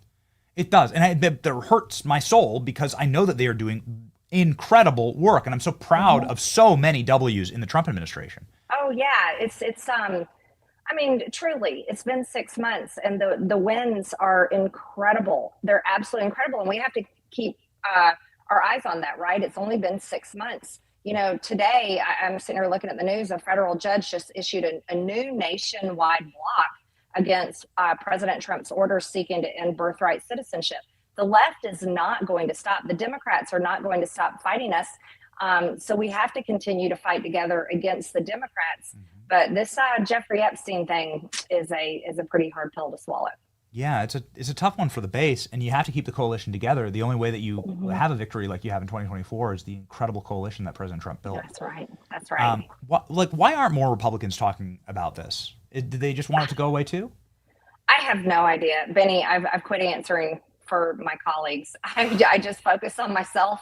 I focus on my district, and I just truly try to represent the American people. And so I'm working on really great legislation, Benny. I have a bill coming out that is going to call for a new census and will count not only the population of our country, because that's in the Constitution, but more importantly, it will count American citizens in this country. And then it will call for reapportionment based on the American citizen count only. So that means California would lose seats, New York would lose seats. They would go to red states that don't harbor and give sanctuary to illegal aliens.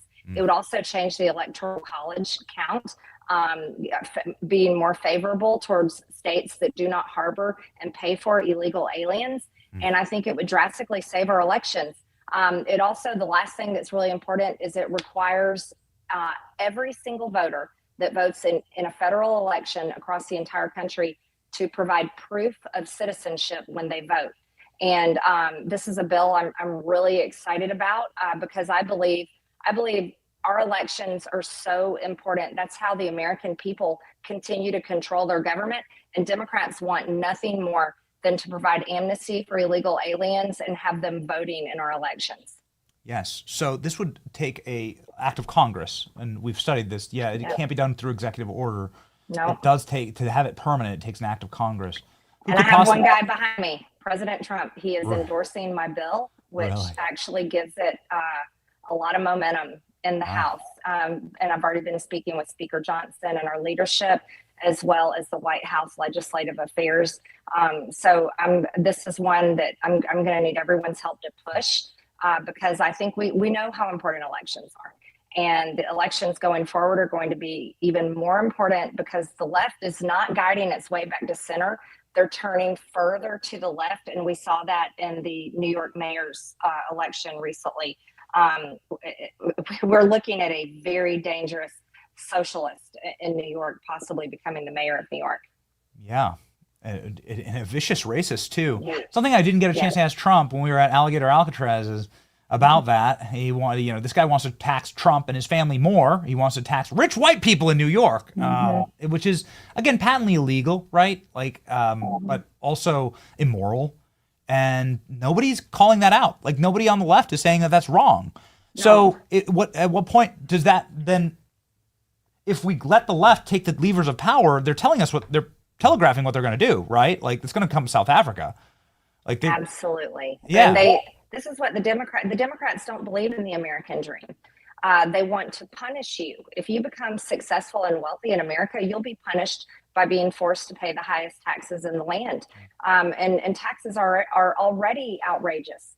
And so is the cost of living. And Benny, there's one thing I'm concerned about, and it's something I'm looking into deeply, is unfortunately with the cost of living, and I'll just go into insurance, for example. Like health insurance, homeowners insurance, and car insurance is skyrocketing, and it's out of control.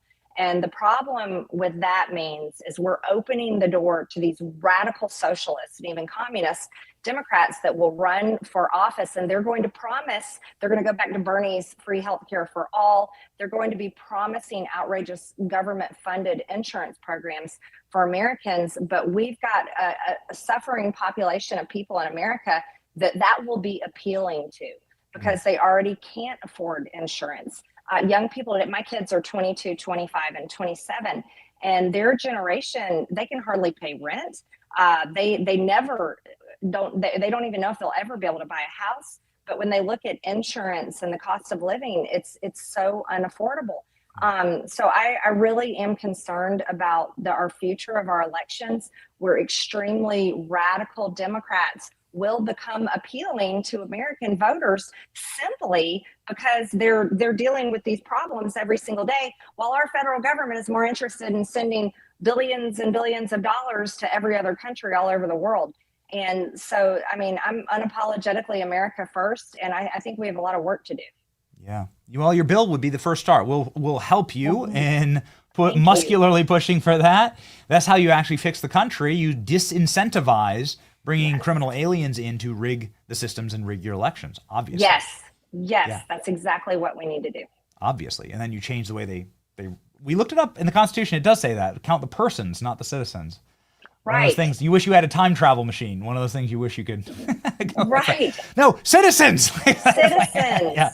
Citizens. And citizens are the ones that are paying for our government. Yes. And so, while we have Tom Homan and President Trump's great administration and Secretary Noem, and they're all working on deportations and securing our border, which is so important. We're so thankful for.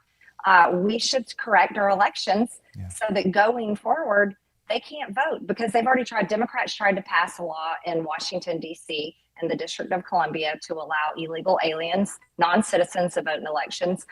New York City does it, and there's several cities in California that already allow non-citizens to vote in their elections. This is the end goal for Democrats. So I think this is the way to stop it before they get the power to be able to do it.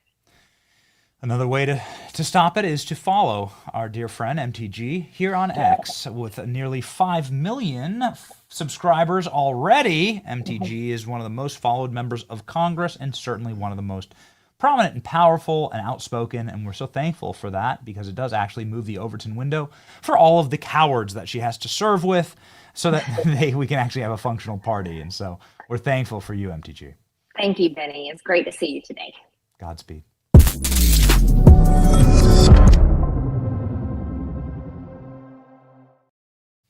Ooh, man. All right. Here we go. This is going to be a very interesting and spicy segment here with Viva.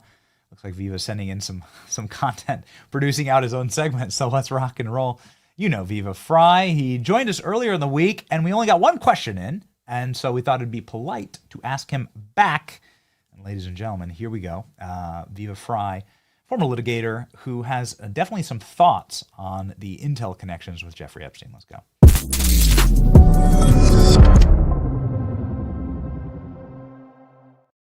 You got some takes, Viva. How you doing, man? Not bad, Benny. I was listening to you with Marjorie Taylor Greene, and like I remembered the whole thing with Ehud Barak. The most insane thing is that he said, I didn't know that Jeffrey Epstein had been convicted of solicitation of child prostitution. And I'm like, the former prime minister of Israel, with all of his security, doesn't know who he's doing business with. Holy crab apples. Yeah, it was implausible, to say the least. So here's a quote from an article that you sent along to our producers. The title, the headline of the article from Business Insider is Israel's former prime minister says he visited convicted sex offender Jeffrey Epstein in private Caribbean island. Oh, but he never partied with him. Oh, okay, got it. That's a great defense there. On Sunday, Barak defended his business ties with Epstein on Israeli TV, saying that he had no idea that the wealthy financier was convicted of prostitution involving a minor in 2008. How stupid does anybody think that people are? You do background checks on babysitters, criminal background checks. The former prime minister of Israel is not going to have his own intelligence to go deep on people he's in business with, visiting on. It's laughably stupid, but you know the problem is nobody believes what's going on. So the question is, how do you address that? I mean, that's the conundrum for Trump. Interrupting a question from a reporter, a legitimate, bona fide question from a reporter, that only goes so far. Momentarily, that might pause the question, but that is the Streisand effect. And we still haven't gotten an answer yet as to how this memo is undated, unsigned, uploaded after the Axios leak, and no one's spoken to the memo. I mean, does that even stand any type of precedent? Like, if it's unsigned and undated and nobody knows who wrote it, well, can you just write it off? I mean, at what point does it stop being real? I know that they've copped to it and said, yeah, it is our memo.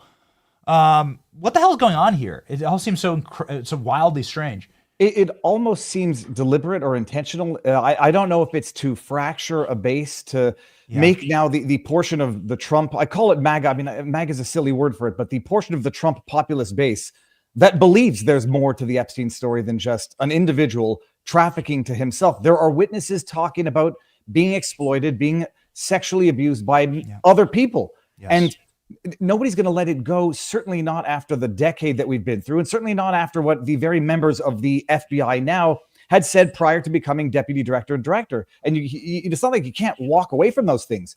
I believe them then. They haven't said anything now, but you're basically, my theory is that if you wanted to undermine Trump's FBI, this is how you go about doing it. You leak an unsigned, undated memo to Axios, only then to, I guess, out of compulsion, update it to the website the next day. Bondi has said things that contradict this memo. She can't speak to it. She can't sign off on it. And now people are looking at Trump's FBI as though it's run by two people who have been peddling Epstein conspiracies for the last 5 years. It's a good way to undermine an entire administration, whoever's doing it. So you think that this is actually an internal op? What do I think? For discrediting, and it's working, man. It's well done, boy. These people are good at what they do. Well, you don't need to believe you don't need to believe the specific theories to posit what can be going on. Either it's true or it's not true. If it's true, it means a bunch of people have been wrong for years. If it's not true, but the thing is this: it also can't be true based on what the administration, what the media has been reporting for years. Whether or not it's a list per se. People know you don't go to jail for trafficking when you're not trafficking to anybody but yourself. The argument wasn't even that it was only traffic for Epstein. The argument was that I guess they didn't get anybody else. Who knows? So there can only be so many theories here. Either it's the absolute truth and everybody should accept it and move on, which is probably not going to happen and is probably not the case. Then the question is Trump, in his willingness to always want to own a situation and not look like he's getting embarrassed or played, that would be the response. You'd get the same response out of him from the reporter. Someone comes up with a question that sort of calls into question his administration, and he wants to own it and look like he's not getting thrown under the bus or played. And so he says, yeah, I'm owning this. How can you ask a question on this when we have bigger issues to talk about? But the bottom line, Bondi looks like she misspoke, and her trying to walk her way out of the Fox News interview, I don't think it's going to work on anybody who appreciates semantics when the question to her was, it looks like the DOJ is going to release the list of Epstein clients. Is that really going to happen? And her answer is, the file sitting on my desk. Yes, there were other files, but the question was quite specific. And there's no list. I'm not sure if there's a list. Everybody knew what that proverbial list was. She's got to walk that back. Patel's got to walk back his statement from a year and a half ago that Bill Gates is on the list. He's, panicking that the list is going to be released. And now it looks like, if they're calling us conspiracy theorists, then I guess it means that the FBI is being run by the same Epstein conspiracy theorists. What is the out here, right? So now that we've identified the problems and given voluminous amounts of information and evidence that there is a massive cover-up here, the American people are wise to that. What is the out now? What must happen? Some are suggesting a special counsel or perhaps like a special investigative unit that has been set up with special access and classification. What do you think, Viva? This is a good question. It's easy to identify problems, not easy to propose solutions. The easiest solution is transparency. If what they're saying is right, then show the evidence above and beyond an unsigned, undated memo that was leaked to the most leftist anti-Trump organization on earth. Show the evidence. Promise transparency. Be transparent about it. Nobody wants to see videos of underage pornography. Nobody wants to see that. And if those videos exist, by the way, then they said he had downloaded videos or suggesting that he was in possession of downloaded materials. The question is, was that child pornography created by or with Epstein associates? So unfortunately, nobody wants to see the CP, but who was involved in it? How was it manufactured? Where was it procured from? And are people going to jail for that? But there's been zero transparency, and now questions being raised about that video itself, the 10 hours showing that Epstein wasn't visited at any point in time in his cell. There's questions as to whether or not it was even focused on the right cell. Set aside the 1 minute deleted thing. If they're going to go and off Epstein, it might take more than 1 minute. I wouldn't put all the stock in that missing minute. But if you have a video on its face that shows Epstein was in his cell uninterrupted for 10 hours after having been on suicide watch, but oddly removed from suicide watch, I've still got questions. Is that normal protocol? Is that typical? Or is that itself part of the conspiracy? But now people are suggesting that the video might have not even been pointed at the right cell and therefore it's totally irrelevant. But no one's really spoken to the video yet. They just release it and expect everybody to say, oh, okay, here's 10 hours of showing at its most charitable, nobody visiting on Epstein, which is itself very suspicious, and then move on and shame people into asking questions a day after this unsigned, undated memo is leaked to Axios. It's crazy. That is the chief insult to the base and to the American people and to those who follow this case and who have followed it for years.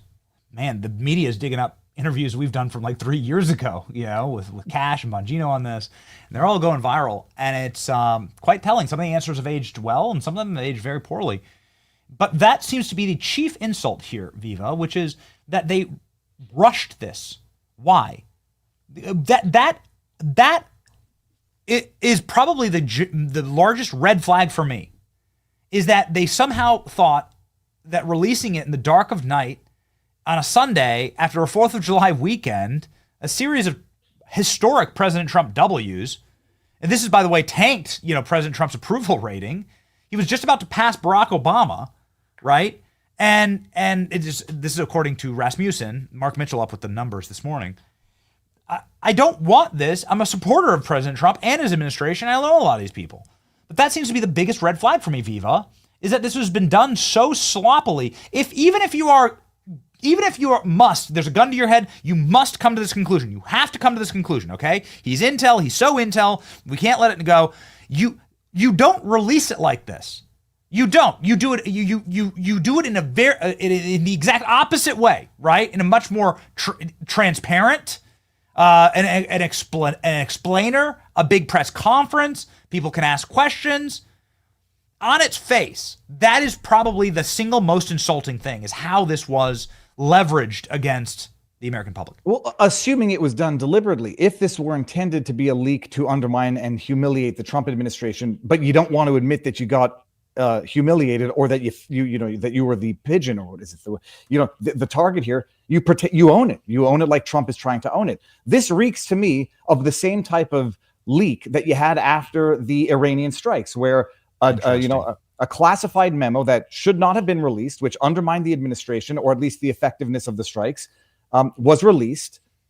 And then they say, well, it's top secret, classified. It should not have been released, but it's low confidence in any event, so disregard it. This strikes me as being the same type of sabotage that potentially you have activists internally who are trying to leak a memo, which maybe someone drafted, in an attempt to humiliate and sabotage the Trump presidency. And I should preface this also. I don't know Patel personally. I know Bongino personally. You can go back to my tweets on this. He was, and I firmly believe, the best pick on earth for deputy director. I also believe that he doesn't have the same freedom that he had before becoming an employee of the state to share his personal opinions. And right now he's got a job to do and he's got a boss to answer to. Patel, I don't know personally, but total faith in Patel as well. Bondi, I never knew personally, or either way, was neither here nor there, would have preferred Gates. But this criticism is not intended to take down Trump. Trump needs to be the president. He needed to be the president. I've been one of the most vocal supporters is a silly word. I say it was an act of God that Trump even was alive the day of the election, based on what we saw, in Butler. It's divine that to some extent he's here. That doesn't mean that you're not going to criticize things that they need to understand that this is going to hurt the administration. You can have faith in Trump. That doesn't mean that you're going to close your eyes and accept what you understand to be fundamentally unbelievable. And so that's where we're at. They should have done things way differently if this is the truth. Release, and by the way, like you say, if they can't release the truth because it would reveal either that the U.S. has been blackmailing other countries, which would lead to potential global war. Like if people find out the U.S. has been using underhanded nefarious techniques, although I suspect most people think that anyhow, for global policy, that could lead to global conflict. And there might be a national interest reason for burying this story. Do it better and at least get a Machiavellian person in the administration to do it in a way that doesn't look like you're treating the base, the most loyal, diehard supporters, like idiots, because that's what it looks like and that's what people feel like right now. Yes, and after Bindergate, it was already like a wound that had been ripped open. Nobody liked seeing these loyal Trump supporters treated like that and humiliated. And that, of course, is what's going to happen when you hand them a binder marked the Epstein files, right?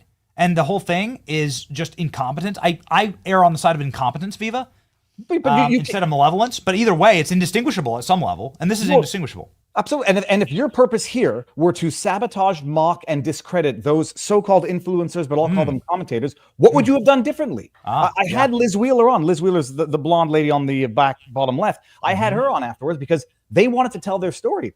They looked like willing participants in propagating disinformation when they were the victims of a rollout that was either by design or accidentally absolutely humiliating. That's DC Drano on the left. Like these are people who have been the most staunch supporters of President Trump and the administration. There's one in this picture that I think is particularly damaging, which is Scott. You can't argue that there isn't a more successful activist on planet Earth at registering Republican voters than Scott Pressler. It is impossible to argue. So the fact that they bundled him up in this massive discredit operation is sinister. It's a Scott Pressler arguably pulled Pennsylvania for Trump. That's a fact. That's a fact. I say arguably only to give a little room of doubt there. Absolutely. And by the way, it doesn't just make them look like peddlers of disinformation. It also makes them look like they're somehow rejoicing in the celebrity that comes from the sinister underbelly of the Epstein files. So whether or not this was by accident or by design, what is happening now is in the wake of this. And this didn't have to happen, Bindergate. After Bindergate, we're told it's going to be rolled out in phases, and now no rollout. That's it. Did I say that? Oh, no, another misspeak. I meant phases. There's one phase, and it's no phase. So, and for people saying yes, it says phase one on the binder. Well, what does that mean? No, it's insanity, and it really is an insult to the most ardent, populist supporters of Trump and his administration, because ultimately it makes the administration look either incompetent or corrupt, and neither are good at this point. So, and it's what difference does it make anymore? First of all, that partially took down Hillary Clinton. So if that's your best defense, understand how that worked out in the past. What difference does it make at this point? Will not fly with anybody. You have had the most prolific sex trafficker, arguably in American history, but at least thousands, maybe tens of thousands over decades, involving prominent political figures, Ehud Barak, Prince Andrew, and now, after all of this decades of never let this story go, it goes deeper than anybody thinks, because it does. Here's a nice little bow. He killed himself, and there's no list, and there's no blackmail, and go on with your day, and don't be a conspiracy theorist and push this issue anymore. I mean, it's sinister enough to make even the most optimistic person have serious questions. I never miss a chance to shout out the team that we have here. I'm so proud of the company that we've built, and I want to show you something, Viva, that perhaps you've never seen. A snap of our executive producer, ALX, I know you know him, doing the one thing that should have been done on this binder, due diligence. Yep. So instead of dancing with it and grinning with it, and again, I don't fault them. They were they were trotted out in front of the world's media. What are you going to do, right? Everyone's yelling at them. But ALX, I just wanted to shout out for my boy. ALX held it down, looked through the files, and immediately texted me, there's nothing here. Well, but we did more than the DOJ did. This is ALX doing more work than the DOJ did. If I'm not mistaken, what ALX is looking at there is the cover sheet that literally says, and I saw this before the whole thing went public, but yeah, I don't know what you can, I don't want to get anybody in trouble for leaking information that they got there. The cover sheet said, you're not getting anything new in here. And so, but they hadn't even seen the cover sheet before that photo was taken. And it looked like a photo op, but from what Liz Wheeler told me and from what Jack Posobiec said, two of the most ardent Trump supporters out there, they didn't know that there was going to be photographers out there. So they're caught off guard. And by the way, just to highlight something else, 2 days ago on the Bongino Report Rumble channel, now I forgot her name, Haley. Haley's talking about the fact that, none of this is going to cut it. Nobody believes this. And it doesn't jive with the last decade of information, of intelligence. And so it's just this. On Bongino's own channel? Well, it's on the Bongino Report. And I shared the clip. But and then everyone's like, well, now they're on the inside. So they've seen the evidence. I sincerely believe they had more reliable evidence from the outside when it was coming from leakers within than they have right now after having been given a file from the FBI that they are now investigating for corruption. So you try to make that make sense. They're investigating Comey and Brennan for corruption with the Russiagate thing. We'll see if they get to any charges before the statute of limitations is up, like Patel had advised on Rogan. They're investigating the same FBI for criminal misconduct that they are now relying on what was handed over to them, or at least what they think was handed over to them. So even their own arguments don't square off within the four corners of this thesis that we're expected to swallow. And it's discouraging because Trump has to succeed. If the Democrats take it in 2026 at the midterms, and if they take it in 2028, but you'll have staved off a commie Kamala for 4 years, but you might end up with Zoran Mamdani in 2028 or AOC. So this is not criticism for the sake of criticism. This is criticism for the sake of construction. And they better start fixing things, because when you lose you didn't lose Jack Posobiec yet, but when Owen Schroyer's, InfoWars, Posobiec, Steve Bannon, when they start leveling this criticism publicly, you'd better listen, because you're not going to shame them into silence. Find me a Trump supporter that does not deeply love and listen to on a daily basis. A Tucker Carlson, Megyn Kelly, Steve Bannon. Fox News has been going quite hard on this, actually. There were a number of segments last night.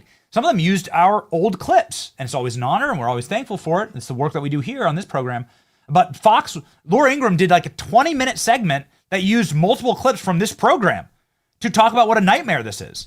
And it's tough love. I'm not doing it as a criticism. I'm the biggest fan of this administration and their accomplishments. And they had a historic series of W's, and they decided to destroy it with this, which is insane to me. And they're typically smarter than that. And the timing of it comes, Yes, I agree with your contention. Was it a leak? Was it a leak? Was it a Dobbs? Is this a Dobbs decision style leak that is intended to harm and hurt? It does beg a serious question, Viva. It comes in the wake of the Iran-Israel strikes and purported ceasefire, a day before Netanyahu's in America. I mean, these dots may not connect, but the dots are there, and you can't blame people for seeing them. And people also tend to forget, the biggest mistake of Trump's first term was hiring and relying on the wrong people. There is nothing more destructive than a yes man within an administration or a business.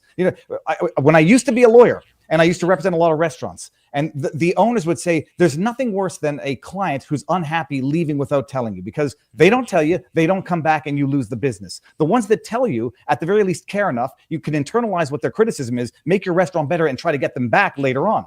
But the worst thing that anybody can do right now is either just be a blind yes man, or just give up entirely and say, I'm washing my hands of this because my voice isn't being heard. Your voice was heard. ALX says, thank you for that shout out. That is the cover letter. We actually have photographic proof of this. We'll put it up on the screen right now. You called it, Viva. This was the cover letter there from Pam Bondi to Kash Patel, directing him to conduct an immediate investigation in order to get to the truth. And that'll have the full Justice Department support for that investigation. Can you zoom out? This is in the wake of when there were allegedly files being disappeared from the SDNY office, and either Patel or Bondi had to issue another letter there to say that is this the same letter? I think. No, this is the one that was the cover sheet for the binder. There's the cover sheet for the binder. But no, I mean, this is at the same time that the FBI field office at the most corrupt judicial district in America, the SDNY, was allegedly removing boxes, and they had to get a letter either from Bondi or Patel. I forget who it was at the time.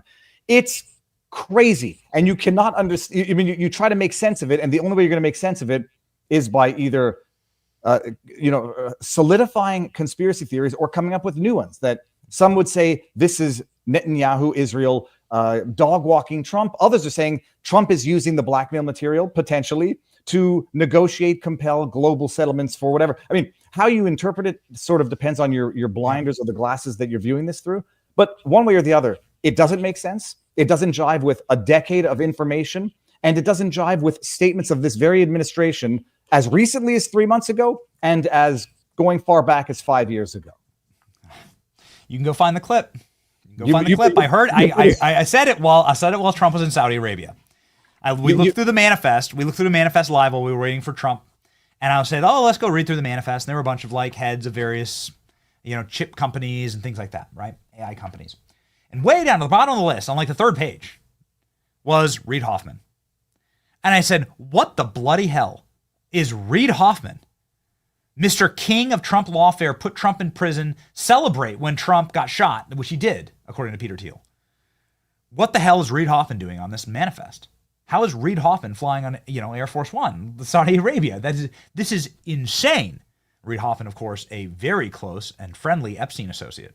No, well, it was Elon Musk who said Reid Hoffman is sweating bullets. Yeah. Of course, yeah. Elon Musk also just said Trump was on the list, Bannon's on the list, so he might be burning his own credibility. But I'm saying, we said it live on the stream. We were like, oh, wait a second, is Trump playing the leverage play of all leverage plays, right? Bring this guy along, in the middle of the ocean, call him up to his office on Air Force One and say, listen, you son of a bitch, I got you dead to rights, and are you going to behave, right? This guy funded everything against Donald Trump. He funded election rigging. He funded all the insurrection. He funded all what's the crazy lady's name? Carol. E. Jean Carroll. Her best-selling book now. Yeah, he published all of it. Yeah, it's crazy. And I'm like, wow, Trump is operating on a level. So maybe. Well, but then the question: if the base ever found out that the administration was using this information for its own national benefit, would people even be cool with that? It's like doing the wrong thing for the right reasons. Unsure. But one thing, by the way, also not for nothing, it's virtually a year to the day since the Butler assassination, and what do we get? 5 or 6 Secret Service agents get 42-day unpaid summer vacation. I mean, there's ways to roll out the stuff that's going to be bad in a way that people will understand, but at least not be caught off guard. Yeah. This secret, the 10 to 42 days unpaid leave, and then they're going to come back to lowered positions when they come back. And on the one hand, my initial reaction is, whoop-de frickin' do, they just got paid they just got an unpaid vacation in summer. Insane. Flip side is I say, okay, fine, they're going to be humiliated. They're going to come back to demoted positions. Maybe this is the way of weeding out the incompetence or the corruption.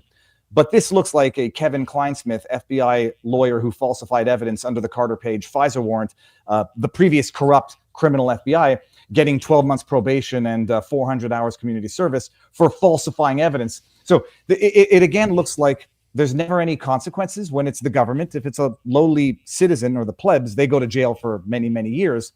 But this is all coming at the one big poop storm at a bad time, because yes, Trump had massive wins, massive successes. Even if you were skeptical, cynical, nervous about the Iranian strikes, the fact that there was a ceasefire that seems to be holding was a win. And now you got this, which is a distraction. And then in the wake of this distraction, the crumbs to the plebs is, oh yeah, we're investigating Comey and Brennan, and we've sanctioned those Secret Service guards who nearly got the president murdered and got Corey Comparatori murdered and 2 others grievously injured. Yes. They get 10 to 42 days unpaid, whatever they call it, administrative leave. It's awful. They should be rotting in prison for the rest of their lives. There's something. There was more to the Butler assassination attempt, but we're led to believe also that's it was just a confluence of errors that who could have seen it happening. That perimeter that had the best vantage point for a sniper cut out of the perimeter. Who could have seen that coming? Well, definitely not the Lady Ghostbusters, who are now going to have time to go make a sequel, I guess. You imagine Trump in any alternate universe, that goes down the way whoever was planning it wanted it to go down. You got Nikki Haley and the other guy there, Pompeo, as the ticket for the Republicans. You're in World War III right now, a hot World War III, war with Iran. By the grace of God, Trump survived that. It doesn't mean that we're going to rely on the miracle to say everything Trump and the administration does is divine. The biggest mistake from the first term, bringing on the wrong people and listening to the wrong people. And it's a question of making sure that doesn't happen again right now. Yes, men are the most destructive forces for any company, for any business, and for any relationship for that matter. So you criticize where it's warranted, not for the purposes of destruction, but for the purposes of making better. I could not agree with you more. We love the president and his administration. We know them personally, and we are giving them tough love, which is absolutely required. It's biblical, it's moral, it's just, and it's why God puts strong people in your life in order to tell you tough truths. And that's what we've been doing. I'll end with this because the team has said, ALX sent it in as a final defense of himself and what he was reading. This is the letter. I don't think any of this happened, but here's the letter. By 8 a.m. tomorrow, February 28th, the FBI will deliver the full and complete Epstein files to my office, including all recordings, documents, audio, video recordings, and materials related to Jeffrey Epstein and his clients, regardless of how such information was obtained. There will be no withholdings, no limitations to your access. There it is. May I just highlight one point, one word, 3 words, and his clients. This is not someone speaking without knowledge. This is not someone speaking out of her hat. And this is not someone speaking without having had any information or any prep. This letter was drafted and prepped. His clients. Wild. There's no clients. Yeah, 3 months later, there's no clients. no incriminating client list. So there might have been clients of blood. And then you expect people to swallow this. Like, oh no, when that interview that she did where she was answering, what's the reporter's name? I want to say it's the Fox News guy with the gray hair. But he's like, he says, Is it true that John Roberts, thank you. Is it true they're going to release the list of Epstein's clients? It's on my desk. She drafted this letter. Epstein and his clients. Oh, what did you mean by that? I meant business clients. I didn't mean trafficking clients. Crazy. It's tough love. It's biblical. It's moral. You have an obligation to do it if you actually care about somebody. You don't just watch the people that you care about make mistakes or do things that can damage them. So that's what we're doing. Viva. Everybody go. Speaking of love.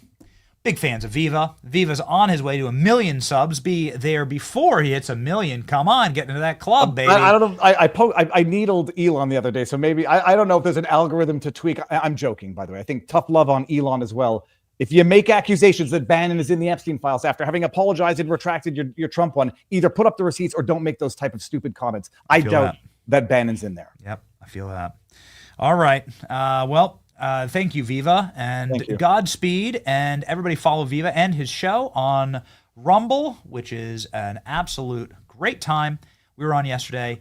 Here's the Rumble page. There you go. Godspeed, man. Thank you very much, Benny. Have a good one.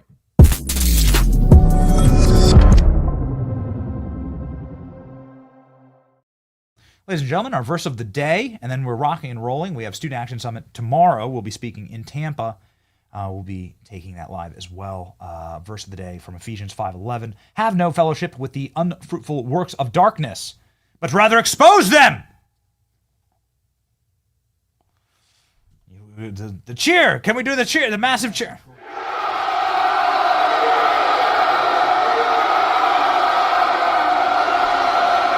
Have no fellowship with unfruitful works of darkness, but expose them. It's beautiful. Let it be known that we will not be in fellowship with darkness on this program. We will take a principled stance. It is very easy for us. It is binary for us, and I know it is for you too. The reason why is because we follow and read our Bible. We know that Christ is King, and we know, ladies and gentlemen, that all we need do is to keep fighting. That's what we're going to do on this program, and we are winning. And guess what? Best part about it? In the end, we win. It's your boy Benny. See ya.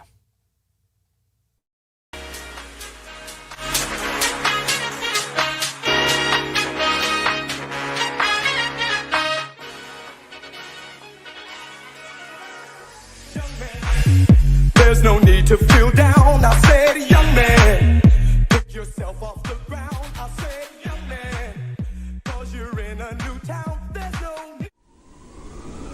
It's the Benny Show, where the truth gon' be. Faith and freedom on your TV screen. Stand up strong, battle through the night. The Benny Show's here, bringing liberty to life. From the speeches to debates, Benny sharp like a blade. Cutting through the lies, watch the truth cascade. With the warrior's heart, this man never fades. You know it's prime time when Benny invades. From saving the nation to stories untold, the Benny Show's a storm, see the truth unfold. Stay in the loop, let freedom take hold. Salting all the libs, soul never sold. It's the Benny Show, where the truth gon' be. Faith and freedom on your TV screen. Stand up strong, battle through the night. The Benny Show's here, bringing liberty to light. Liberty to light. Bringing liberty to light. Liberty to light. Bringing liberty to life. From the speeches to debates, Benny sharp like a blade. Cutting through the lies, watch the truth cascade. With the warrior's heart, this man never fades. You know it's prime time when Benny invades. From saving the nation to stories untold, the Benny Show's a storm, see the truth unfold. Stay in the loop, let freedom take hold. Salting all the libs, soul never sold. It's the Benny Show, where the truth gon' be. Faith and freedom on your TV screen. Stand up strong, battle through the night. The Benny Show's here, bringing liberty to light. Bringing liberty to light. Bringing liberty to light. Bringing liberty to light. Bringing liberty to light.